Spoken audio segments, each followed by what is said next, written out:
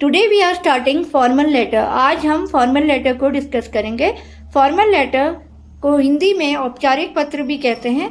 जहां आपको औपचारिकता निभानी होती है वहां आप फॉर्मल लेटर लिखते हैं। ये आप अपने ऑफिसर्स को, सीनियर्स को लिखते हैं। तो इसमें कुछ और एग्जाम्पल्स हैं, जैसे शिकायत की कोई लेटर है, या कोई इंक्वायरी है, पूछताछ है, या कोई आवेदन है, एप्लीकेशन है, या कोई आग्रह कर रहे हैं, रिक्वेस्ट कर रहे हैं, तो ये फॉर्मल लेटर की कैटेगरी में आता है। प्लस जो अच्छा फॉर्मल लेटर होता है वो कैसा होना चाहिए? शॉर्ट, संक्षिप्त, स्पष्ट यानी साफ, और विषयानुरूप यानी सब्जेक्ट के हिसाब से काम की बात होनी चाहिए।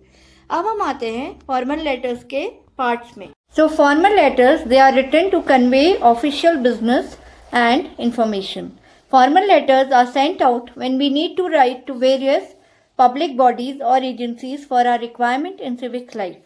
तो फॉर्मल लेटर वहाँ होता है जहाँ पर हमें किसी ऑर्गेनाइजेशन को, किसी बिजनेस में, किसी ऑफिस में कोई मैसेज भेजना है तो हम फॉर्मल लेटर का यूज़ करते हैं। For example, we might have to ask for a certificate or to inform a change in our address, so we can write a formal letter. अच्छा, और आपको कुछ चीज़ों का ध्यान रखना है जब आप लेटर लिख रहे हो। पर्पस, आपका उद्देश्य क्या है लेटर लिखने से पहले, किसको आप वो लेटर लिख रहे हो, person to whom it is addressed, tone you should adopt. Tone means आपने इसमें कैसी लैंग्वेज यूज़ करनी है। आपने रिक्वेस्ट करनी है तो हम्बल वर्ड यूज़ होंगे। आपने किसी को पनिश करना है या सज़ा देनी है तो उस हिसाब से वर्ड यूज़ होंगे। कंप्लीशन ऑफ द मैसेज, इसमें आपने ये देखना है लिखने के बाद कि आपका जो पूरा मैसेज है वो कंप्लीट है, कहीं कुछ छूटा तो नहीं, तभी आप इस लेटर को फाइनली ड्राफ्ट करेंगे। एक्शन रिक्वायर्ड, यहाँ पर हम देखते हैं कि लेटर लिखने के लिए आपको क्या क्या काम करने हैं, क्या अरेंजमेंट करना है, फिर ये लेटर आपका कैसे जाएगा आगे, कौन सा तरीका आपने यूज़ करना है लेटर भेजने का, कौन सी टेक्नोलॉजी से आपने ये लेटर फॉरवर्ड करना है, कितने दिन में ये लेटर जाएगा, वो सारी प्लानिंग आपने करनी है। कॉन्साइजनेस ऑफ एक्सप्रेशन, यानी जो लेटर होगा वो बहुत लंबा नहीं होना चाहिए, it should be very brief. Let us discuss the format और the parts of a formal letter. Formal letters के जो अलग अलग पार्ट्स हैं वो हैं heading, inside address, salutation, subject, body of the letter, subscription and signature. Format of a formal letter. अब formal letter यानी औपचारिक लेटर का फॉर्मेट इनफॉर्मल लेटर के फॉर्मेट से थोड़ा सा डिफरेंट है। कुछ चीज़ें तो वही हैं जो इनफॉर्मल लेटर में है, लेकिन थोड़ा सा चेंज है। इनफॉर्मल लेटर में 4 पार्ट्स हमने देखे थे, heading, salutation, body of the letter, ending और सब्सक्रिप्शन। अब ये 4 चीज़ें तो यहाँ पर भी होंगी, फॉर्मल लेटर में भी होंगी, लेकिन इसके अलावा इसमें क्या चेंज आता है वो अब हम देखेंगे। Number 1, heading. हेडिंग में लेटर लिखने वाले का एड्रेस, डेट होती है और इसमें रेफरेंस नंबर भी होता है। ये क्या है वो अब हम देखते हैं। ये है हेडिंग। हेडिंग में लेटर लिखने वाले का एड्रेस, रेफरेंस नंबर और डेट होता है। रेफरेंस नंबर, अच्छा आपका पता तो आपको पता है तो आप लिख सकते हो। तो ये रेफरेंस REF क्या है? रेफरेंस नंबर एक लेटर नंबर है, या कह सकते हैं रोल नंबर की तरह लेटर का भी नंबर होता है। यानी रेफर करने के लिए हम एक विशेष नंबर दे देते हैं लेटर को। जो भी लेटर नंबर होगा उसके हिसाब से डाटाबेस में वो नंबर का लेटर ढूंढा जा सकता है और इसमें लेटर ढूंढने में आसानी होती है, कम्युनिकेशन करने में इजी होता है। उसके बाद डेट हो गया। यहाँ अमेरिकन फॉर्मेट है तो यहाँ महीना है, फिर तारीख है, फिर साल है। इंडियन के फॉर्मेट के हिसाब से पहले डेट होती है, फिर महीना होता है, फिर साल होता है। तो ये आपका हो गया हेडिंग ऑफ द लेटर।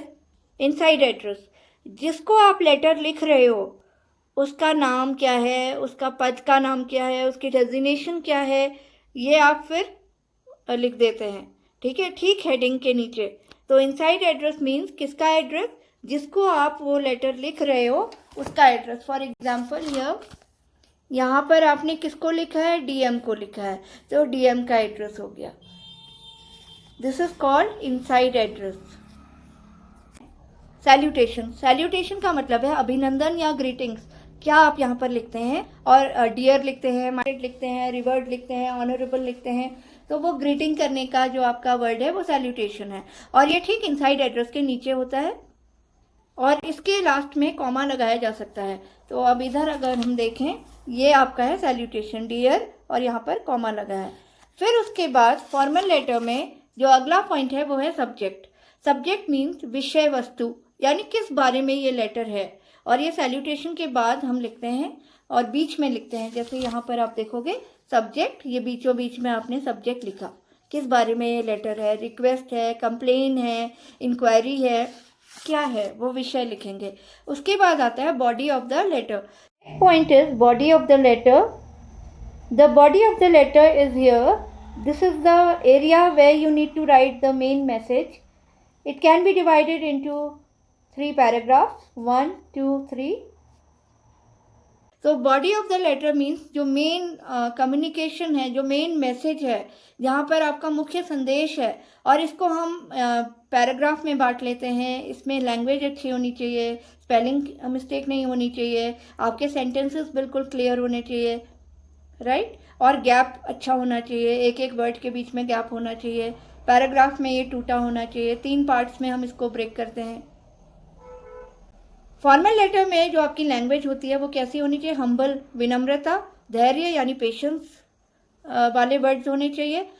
जो कंक्लूडिंग सेंटेंस है, यानी जिस वाक्य से आप लेटर को विराम देना चाहते हो, जो अंतिम वाक्य होता है, उसमें आपको ये रूल्स ध्यान रखने हैं। अगर एम्प्लॉयमेंट के लिए ये आपका लेटर है तो आप लिख सकते हैं I would be grateful if my application is favourably considered, या I am anxiously awaiting a favourable reply.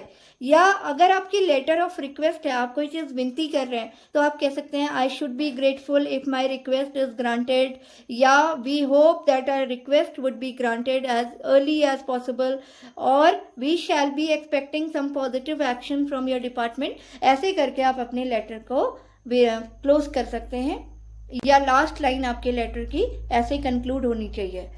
जब भी हम लेटर को एंड करते हैं, क्लोज करते हैं, कंक्लूड करते हैं, तो वर्ड्स आप जो यूज़ करेंगे वो होने चाहिए थैंक यू, और विद रिगार्ड्स, और विद बेस्ट विशेस, और hope to see you soon, और hope to receive an early reply, etcetera. Subscription, subscription यहाँ पर सब्सक्रिप्शन या एंडिंग हम ऐसे लिखते हैं योर्स फेथफुली, योर्स सिंसियरली, तो ये एंडिंग को सब्सक्रिप्शन कहते हैं। अब सब्सक्रिप्शन जो है, फॉर्मल लेटर का सब्सक्रिप्शन योर्स फेथफुली से होता है। सबसे नीचे ये पैराग्राफ के नीचे लेफ्ट साइड में लिखा रहता है। यहाँ पर जब आप योर्स फेथफुली लिखते हैं तो वाई कैपिटल में होना चाहिए और फेथफुली एफ स्मॉल में होना चाहिए। इसके बाद कॉमा लगाना चाहिए। तो देखते हैं यहाँ पर योर्स, देखो वाई कैपिटल में है, एफ स्मॉल लेटर में है, कॉमा लगा हुआ है। सब्सक्रिप्शन के बाद जो अगला पार्ट है फॉर्मल लेटर का, वो है सिग्नेचर। सिग्नेचर बहुत इंपॉर्टेंट है। सिग्नेचर हर इंसान का अलग होता है। सिग्नेचर के ठीक नीचे पूरा नाम आपने लिखना चाहिए, और कैपिटल लेटर में आप अपना नाम लिखते हैं, कहाँ पर, सिग्नेचर के नीचे। अब फॉर्मल लेटर में कुछ स्टेप्स को हमने ध्यान रखना है। किन बातों का ध्यान रखना है? अगर आप पहली बार लिख रहे हो तो आपको बताना जरूरी है कि आप कौन हो, इंट्रोड्यूस योरसेल्फ। अगर आपने पुरानी कोई चिट्ठी का जवाब देना है तो रेफरेंस नंबर आपको लिखना पड़ेगा, referring to an earlier letter if you are responding to it. अगर आपने चिट्ठी लिखी है, लेटर लिखा है, तो उसका कोई ना कोई पर्पस जरूर होगा, वो पर्पस या वो सब्जेक्ट लिखना जरूरी है। फिर उसके बाद आपने देखना है कि इस लेटर में मैंने क्या करना है। मुझे इन्फॉर्मेशन चाहिए, जानकारी चाहिए, या मुझे कुछ एक्शन चाहिए, या मैंने कोई एक्शन लिया, मैंने वो समझाना है कि वो एक्शन मैंने क्यों लिया, या मैं रिक्वेस्ट कर रही हूँ कि कोई एक्शन होना चाहिए किसी टॉपिक से रिलेटेड, या मैंने किसी को कोई हेल्प देनी है। तो ये सारी चीज़ों को ध्यान में रख के आपने देखना है कि आपका क्या मेन रीज़न है लेटर लिखने का। ये फॉर्मल लेटर्स ऑफिसेस में यूज़ होता है, सीनियर्स के लिए होता है, एक फॉर्मल कम्युनिकेशन के लिए होता है, जहाँ पर आपको बड़े नाप तोल करके अपने वर्ड्स को लिखना होता है। और ये जो मकसद है फॉर्मल लेटर का, या तो वो किसी रिक्वेस्ट के लिए होता है, या कोई शिकायत के लिए होता है, या कोई एक्शन के लिए होता है, या किसी सामान को ऑर्डर करने के लिए होता है।